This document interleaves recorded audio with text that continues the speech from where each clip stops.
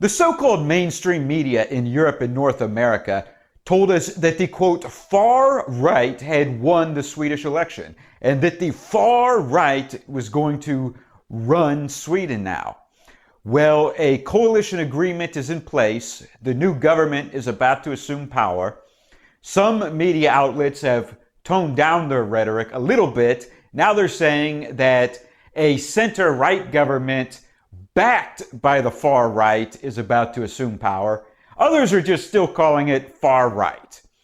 And they're saying that this coalition agreement is far right.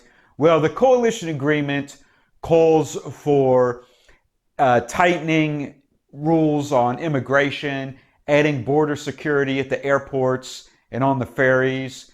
It calls for a big crackdown on gangs and introducing stronger prison sentences for crimes committed by gang members. And it also calls for some amount of welfare reform.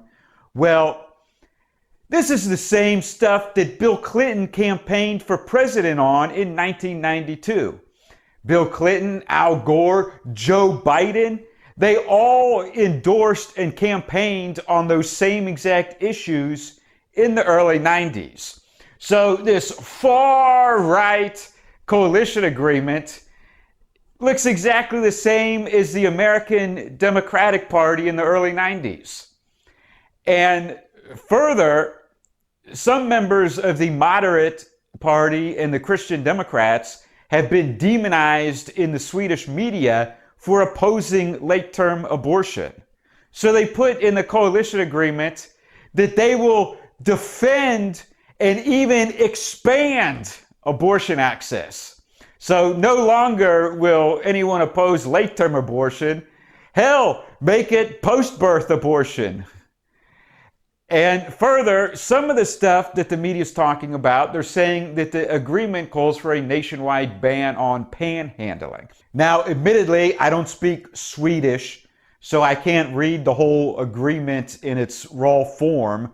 But as far as I can tell, it only says they will investigate the possibility of instituting a nationwide ban on panhandling. I guess this is a big problem in Sweden right now among the immigrant community. I posted a video on my BitChute channel of two gypsy women in Sweden who are panhandling and get into a fight with each other, and they appear to throw their own excrement at each other. At any rate, there's nothing radical, there's nothing extreme, there's nothing far right in this agreement. It's essentially a moderate government that's replacing an openly far left government. If the media was honest, they wouldn't be saying, new far right government takes power. No, they would be saying Sweden's far left is losing power and a more reasonable, moderate government is taking power. Now, much as I predicted, the Sweden Democrats have been blocked by their coalition partners from gaining any of the seats in the executive. So there's 24 ministers. And essentially, the coalition are the Sweden Democrats, who came in second place, the moderate party, who came in third place, and then the sixth and the eighth place parties. Well, the party that came in second place will not be getting any seats in the executive. It will only reflect 29% of parliament. The moderate party will be getting 13 of the seats, and the Christian Democrats and the Liberal Party will get the other 11. Now, this was not the worst case scenario I talked about. I said all along that the worst case scenario would be that the Liberal Party does a full backstab like they did in 2018. So in 2018, a minority ruling coalition of the Red-Green Alliance was put back in power because the Liberal Party stabbed their own allies and their own voters in the back and voted to put the Social Democrats, the former Swedish Communist Party, and the Green Party back in power. Now, the Liberal Party is supposed to be a free market party. Essentially, it's a center-right economic party, but on everything else, there's left-wing. In fact, the leader of the party was making these super nauseating statements to the media during negotiations, saying that the Sweden Democrats are his party's biggest enemy, bigger than the former Communist Party, and that he was going to prevent them from gaining power and he was in control. Now, this is a guy whose party got 4.5%, and his voters have to be total idiots, because after 2018, he stabbed all his own voters in the back and switched sides. But he was grandstanding about how he was in control and that he wasn't going to let the Sweden Democrats have seats and whatnot. So the only thing that the Sweden Democrats get is they had influence over the agreement. Essentially, they made concessions to him on immigration and crime in exchange for their votes to put this minority coalition in power. So now it's gone from a left-wing minority coalition to a coalition of these so-called moderate parties, the moderates, the Christian Democrats, and the liberals. And then the Sweden Democrats are the kingmaker. And so they're essentially demanding concessions on immigration in exchange for their votes.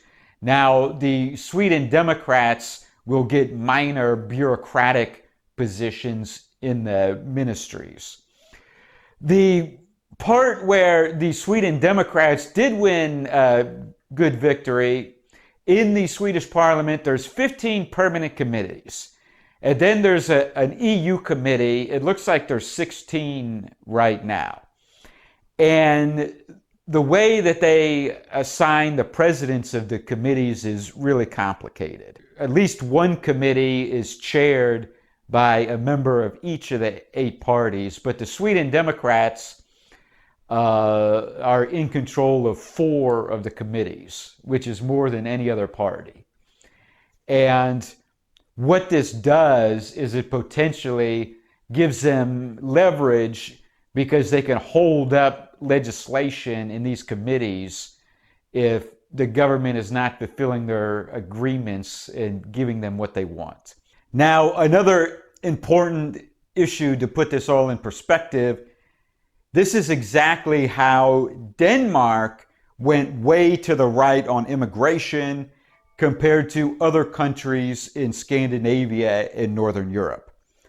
The Danish People's Party became kingmaker for a coalition of moderates in exchange for concessions on immigration. But that first happened in Denmark in 2001. Denmark has had a 21-year head start over what is happening in Sweden right now. So this is hardly some far-right revolution as the media would have you believe. So in conclusion, what you have taking power of the executive in Sweden are 2 parties that could only very marginally even be called center-right, and the Liberal Party, which is a free market left-wing party. And then you have a, moderate center-right party that holds some leverage. All right, thanks for watching this video. Click the like button, post a comment below, tell me what you think about all this. And please subscribe to my backup channels on BitChute and Odyssey. I'll post links in the description below. And you can support me on Subscribestar, Patreon, or Cash App. Help me buy a replacement Canon camera, which broke. I'm using an older camera now, which the quality's not as nice. All right, click the subscribe button. New video every few days.